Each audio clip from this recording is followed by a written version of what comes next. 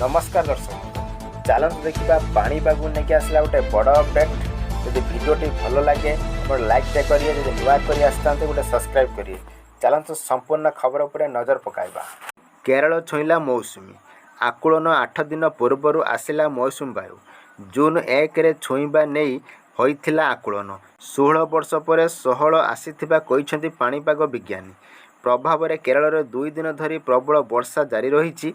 आगामी 6 दिन पर्यंत केरल और दक्षिण में थिबा राज्यगुड़िक प्रबल वर्षा नहीं सतर्कता जारी करा जायछि। यापर भुवनेश्वर समेत अन्य जिलागुड़िक प्राक मौसुमी वर्षा देखा मिली। प्रबल वर्षा नहीं 5 जिला को ऑरेंज वार्निंग और 17 जिला को ऑरेंज वार्निंग और 13 जिला को जारी होइछि येलो वार्निंग। सेपटे आसंता 27 तारीख बेलू पश्चिम केन्द्रीय और पार्श्ववर्ती उत्तर बंगोपसागर में एक लघुचाप क्षेत्र सृष्टि हेबा संभावना रही। फल 27 रु 30 जाए राज्य में प्रबल वर्षा हेबा नहीं आकलन करा जायछि। प्रबल वर्षा भिजिब पश्चिम ओडिशा। प्राक मौसुमी वर्षा उपांतर उपकूल सबुठी विक्षिप्त भाव वर्षा होइछि। सेहीपरि आज रायगड़ा, कोरापुट, गंजाम, गजपति, मयूरभंज और केन्दुझर प्रबल वर्षा नहीं येलो वार्निंग जारी करिछि पाणीपाग केन्द्र।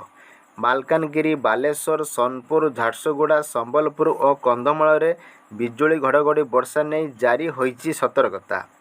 ओडिशा रे सहल मौसुमी आसीबा नहीं पाग अनुकूल रहिछि। चलित वर्ष अन्य वर्ष तुलन में अधिक वर्षा हेबो बोली आईएमडी पूर्वानुमान करिछि।